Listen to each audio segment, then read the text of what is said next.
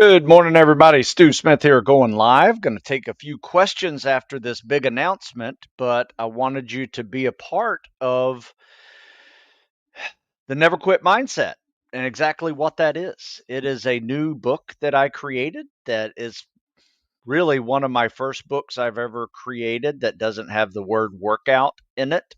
And it's not a workout book, it's actually more of a mental and physical action plan, if you will, with 10 chapters, intro and um, conclusion, really focusing on mental and physical toughness and creating a never quit mindset. So each chapter has things that you can do to focus on improving that element we discuss in the chapter. So let me just walk through real quick what I'm talking about. So the first chapters that we have really how the mind and body work together. Uh, some fascinating things. I've shared it a few times on live Q and A's and in some articles, but really tried to tie it in of exactly what is happening the moment we need to engage mental toughness to get through something.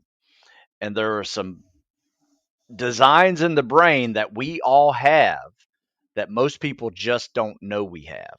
And it goes way back to our survival skills as cavemen, um, to how we think and create things now. But it's a very important chapter to understand the process. And then from there, I break down the chapters into what I think you need to have a never quit mindset. And one of them is this natural will to compete and survive, living a hard life, making your life a little bit harder, getting out of your comfort zone in order to push yourself into new areas. Um, there's a chapter called Getting Comfortable Being Uncomfortable. And these are truly things that I have said countless times as a coach to young men and women who are preparing to serve or other clients that are really challenged with weight loss or um, other life's challenges, whether it's they're starting a new side gig and trying to turn it into a business, or they are trying to finish college and they work full time. Um, that requires a little bit of effort. In fact, there's a chapter called Finding the Fuel When the Tank is Empty. And I break down that saying exactly like, what does that mean that we're doing? There's another chapter called Failing is a Learning Experience. And this is probably the biggest key to the whole book is there's a mindset that has to occur, a mindset change that has to occur because we all are human, we all fail, and I don't want you to think you're a failure because you have failed. These are learning experiences and we get smarter every time we fail. There's some great quotes in here from the Stoics to Thomas Edison. One of my favorites of Thomas Edison is, he didn't fail. He figured out 10,000 ways to not build a light bulb. And, let that sink in because that's a lot of frustration that he had to endure year after year of not figuring it out. But then he did. That's how it works. Setting lofty long term goals. No matter how old you are, you should have goals. Whether that is goals in your 50s, what your 60s and 70s are going to look like, or you're a teenager and what your 20s and 30s are going to look like. Long term goals are very important. Keep you on this focus. Um, you know, One of my other favorite chapters is how do you know when you're ready? I would say probably my most asked question ever from people who are preparing for tough challenges is, you know, how do I know when I'm ready? Do you think I'm ready? Right. So we get into that significantly in one of the chapters. Stress mitigation. We talk a lot about it, but if you don't know how to handle stress and how to not only psychologically handle stress, but physiologically handle stress, it makes mental toughness so much harder. So um, you know, you're having to engage mental toughness, and maybe you're not at your best because you just can't find the fuel when the tank is empty. But nutrition, breathing, relaxing, sleeping, all the classics of what it means to mitigate stress in your day, whether that is physical stress, um, mental stress, emotional stress. Stress is stress, and you got to learn how to manage it. Manage doubt. This is probably one of my favorites in the whole book. Don't listen to yourself, talk to yourself. It's a great quote I use all the time. But managing doubt is a key pillar to becoming more mentally tough. And the last chapter is building habits through consistency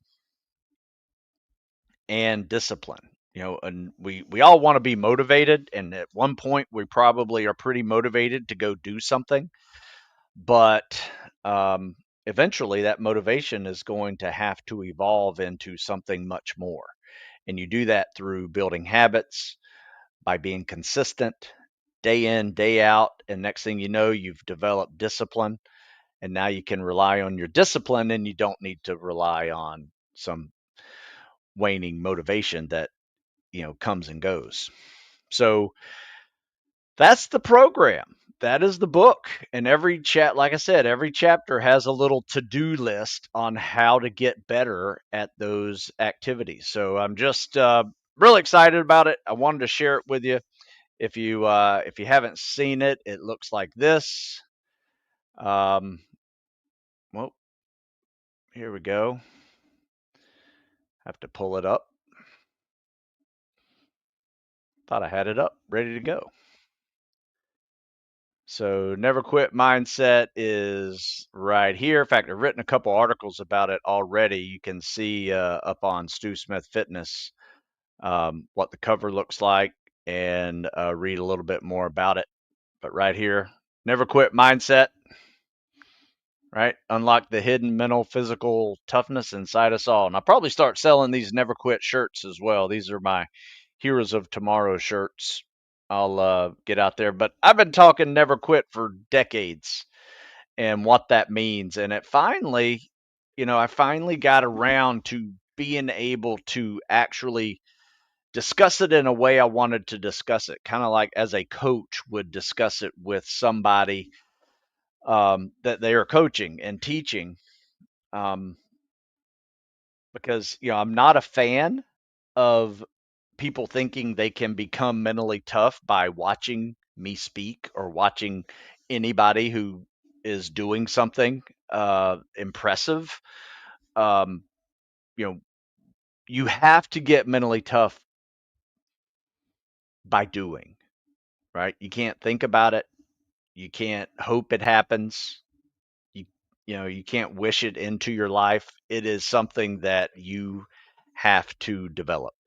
And we come with a natural ability to survive. That's part of what our brain stem and our reptilian brain is all about, is the 4 F's: fight or food, fight, flight, and procreate, and make babies. So that is part of this, the toughness that is ingrained into us. And we can tap into that and use it for everyday activities as well. So, all right, folks, I do have a few minutes. I just wanted to make this quick announcement. I do have a few minutes to take some questions. Looks like some of you guys are chattering about it a little bit already. Um, I'll get to these specific questions, and then I'll let you go for the weekend. I appreciate your time. Um, so over here, looked like the first one came up, like, how many miles a week should I be running for SOAS? Well, SOAS is only a week, so I just get really good at 4 mile timed runs and your mile and a half, because you're going to take a PST, you're going to take a 4 mile timed run, you're going to swim with fins for a mile, you're going to ruck for 9 miles. So you need to have some mileage under your belt, but you don't need to be like buds ready, and have durability that would last, like you're doing 50, 60 miles a week at buds.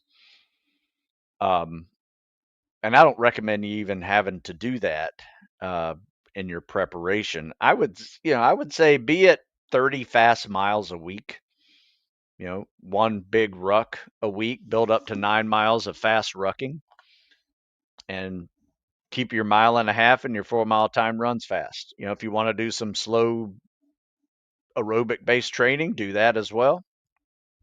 But um, the goal is just to be healthy because you got some tests that are pretty objective and that you're going to be ranked according to how you do. So those are important tests out there. What stack of your books would you recommend for someone wanting to join Air Force Special Warfare? Well, funny you should say that. There's a book. If you go to stewsmithfitness.com, there's a book right on the front page that is about Air Force Special Warfare. Watch this. So if you go to Stu Smith Fitness, right here, stewsmithfitness.com, scroll down, got the never quit mindset I was just talking about.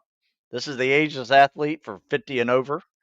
And look at there, Air Force Special Warfare, crush the IFT, OFT. Now, I will say this, that's just the subtitle. There's also a lot more to this book than just IFT, OFT prep. You're going to be doing pool skills and preparing for other elements of selection, load bearing activities, rucking, things like that. So it's not just crush the IFT, OFT. If you read the description, it'll explain what it is. But that is the book you need right there. Which one of your programs is best to prep for SOAS? You know what? It kind of depends on the person, but what most of my guys are doing the spring calisthenics cardio model. It's a running progression that's going to build up your running. It's got some weights in it as well, kind of a 50-50 split of weights. Just for load bearing stuff, it's got rucking, um, swimming with fins, pool skills, treading. Oh, that's another one too for SOAS folks. You're going to have to tread. But this is what we're doing. We have several SOAS guys now that are working out with us, and we're getting after it with the spring and summer training program. So there you go. That's going to get you where you need to be, like in the calisthenics and cardio program. Yeah, you know what? I love that one. And it's funny, man. When I wrote that one, that was I wrote it like 2 months before COVID, and it kind of died. Like no, it's like nobody really was like going after it. And then I started talking about it a little more, and people who are not quite ready to, like, let's say you're failing multiple events on the PST.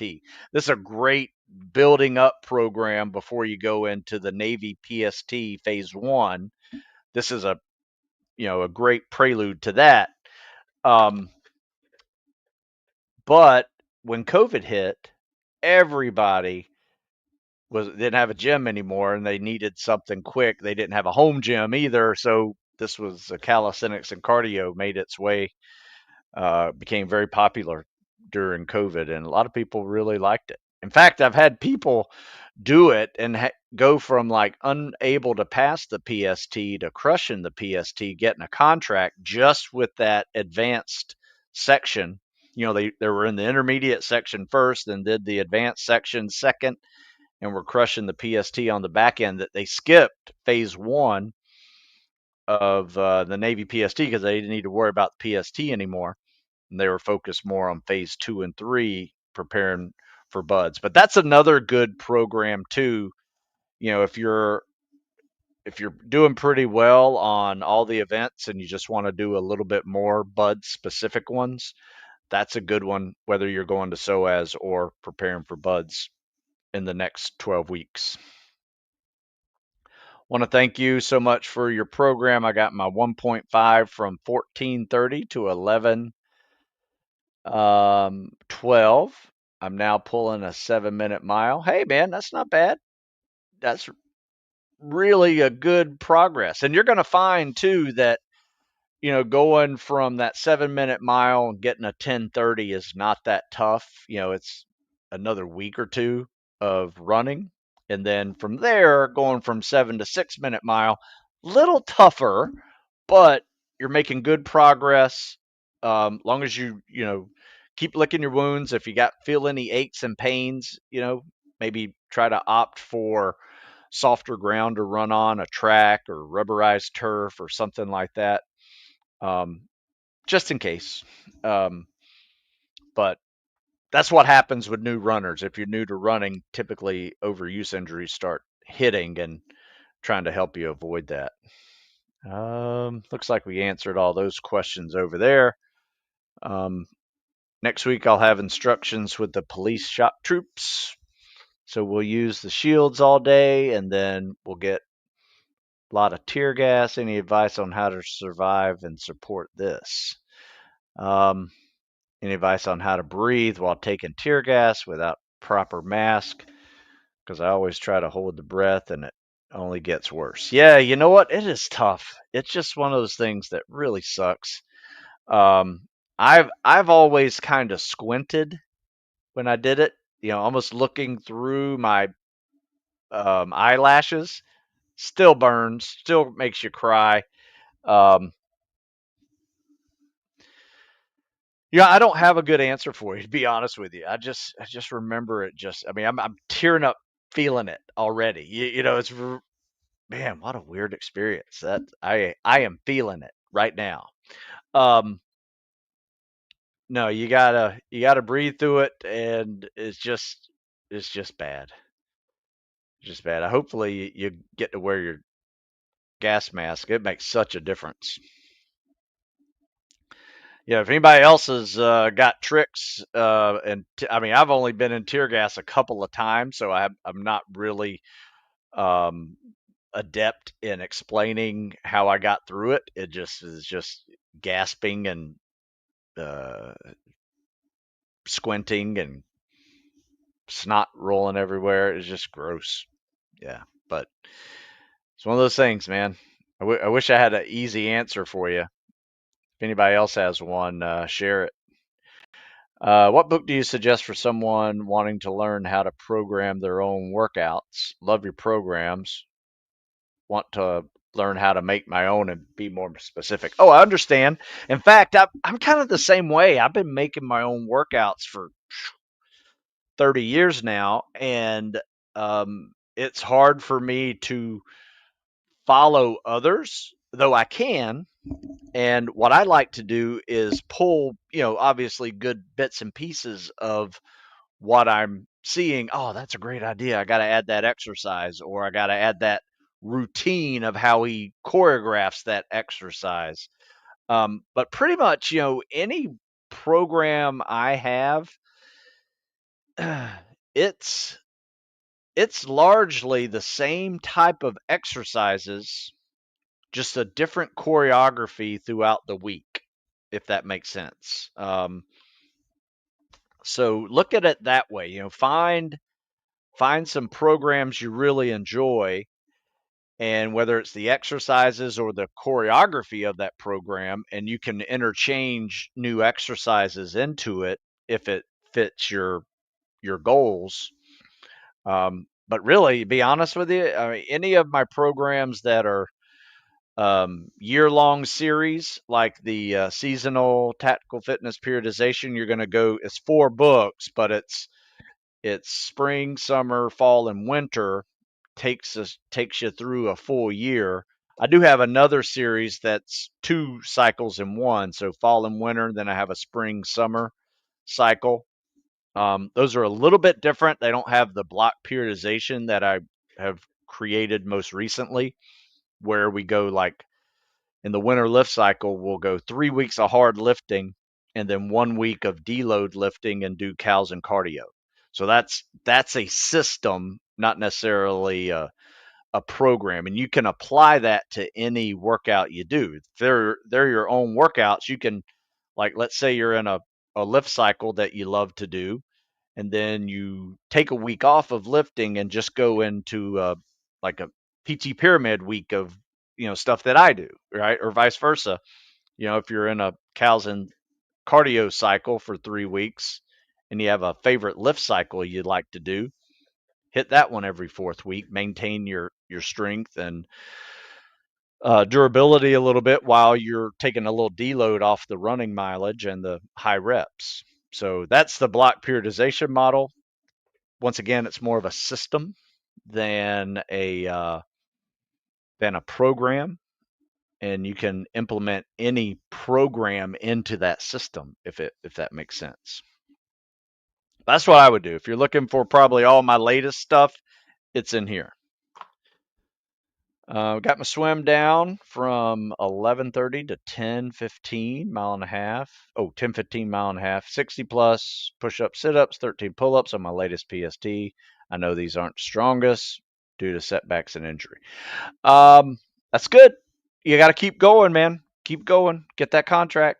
But you got to remember, it's more than just a PST. You got to really focus on your training that's going to get you through the next step, whatever that PST is testing you for. You have to start getting specific on those events, whether that's longer runs, swims, rucks, hard pull skills, whatever it is. You got to start implementing those as well. Ship out in 2 weeks. Oof. Yeah, you broke my number one rules. I tell people don't even talk to a recruiter till you're crushing that PST. I'm not sure what to tell you on that one. I mean, the only other option is if you're injured and you don't have a contract and you have more time into the late entry program, if you can change your ship date, consider it. They're not going to be happy with you, but it's your life. You can go to boot camp, do another job for a couple of years and try to get to buds if you need to buy more time, but even then there's a lot of elements that are out of your control, like your year group being full or your rate doesn't let you go. So, there's a reason why I tell people don't talk to a recruiter until you're crushing the PST, and that's one of them right there. You don't have enough time to get a contract, probably. Follow up on the programming question. What's your thought on many of the private sector strength and conditioning coaches using West Side model for active duty guys? I don't have a problem with that. Active duty guys completely different than PST and selection prep. Now, you need a foundation of strength somewhere in that journey, whether you did it as an athlete before you started training for buds or whatever spec ops journey that is. You probably have some elements of that strength type of training under you. Like for instance, I came into this journey as a powerlifting football player. Running was horrible, swimming okay, not great. Calisthenics, right?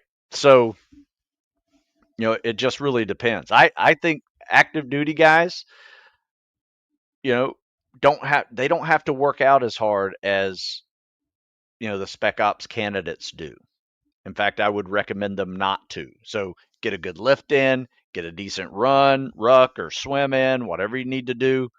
And you can still be in really good shape, but you just don't have to break yourself, because you're adding a lot more stress in your life being an active duty operator. So the more you learn how to mitigate that stress of, sleepless nights, long travel times, time away from home. I mean, it's a lot to juggle, and um, your training should change accordingly. That's why I call tactical fitness has 4 phases, right? You got to pass a fitness test to get to the training. You have to prepare specifically to get through the training, phase 2. You are now an active duty operator, and that can look a variety of ways. I personally like the strength training model as long as they're doing some mobility and flexibility and cardio options. And then 4 is, what are you doing after you retire or get out of the military? There's part 4 of tactical fitness, and you want to remain an asset and be able to be physically active and, you know, be useful. So every phase is different. I was in a development session and I started cramping in the pool in my pipeline. What would help me prevent? What foods at chow hall? Yeah, just salt is primarily what it is. I mean, it's the sodium, lack of sodium, potassium. You definitely need to make sure you're getting plenty of that whenever you are um, training, especially if you're sweating profusely. But water and electrolytes. You know, it's why Gatorade was invented, right? But there's better stuff than Gatorade. But I personally, you might need the sugar in it as well. So um, you want to make sure you're hydrated and electrolyted up before you go into any pool session. All right, let's see. A couple last questions and then I got to go.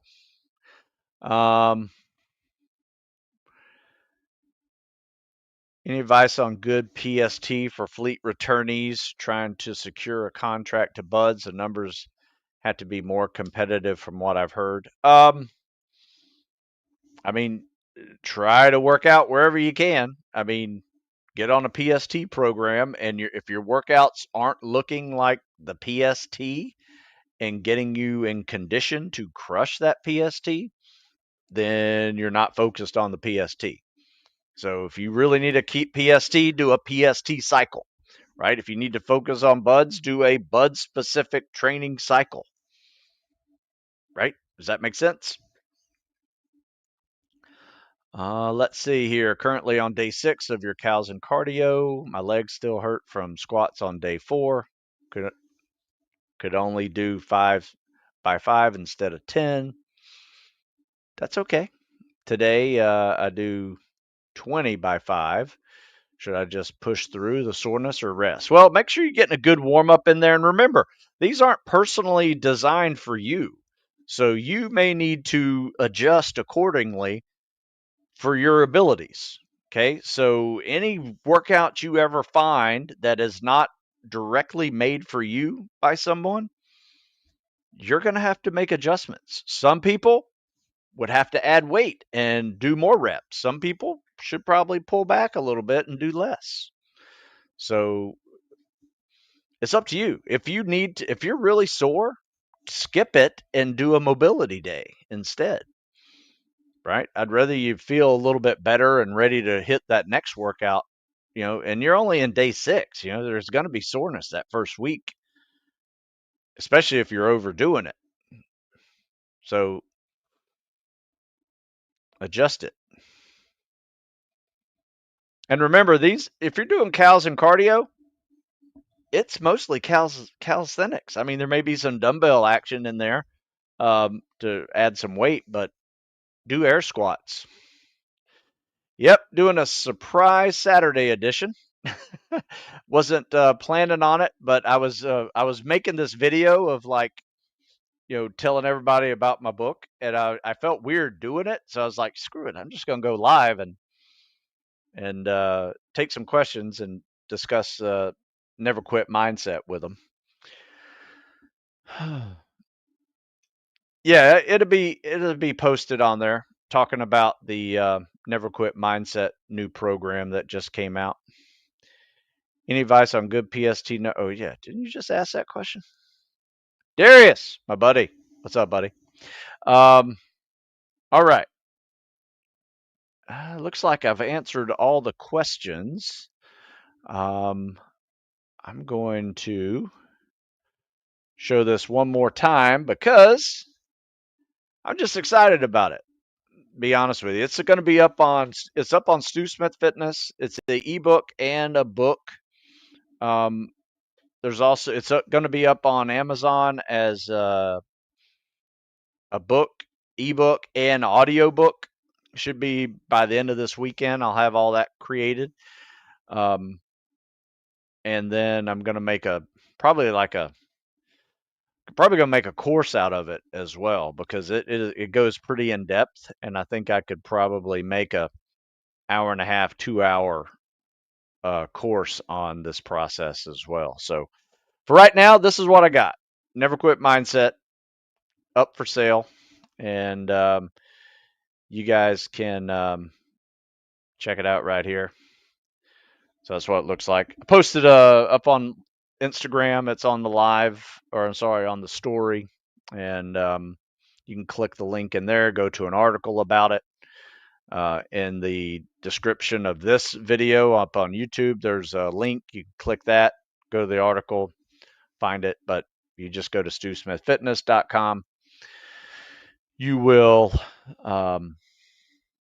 you'll see what we're doing. And for you guys for sticking around, I do appreciate it. Remember, the Live15 coupon code still applies. You can save 15% using the Live15 coupon code for the book.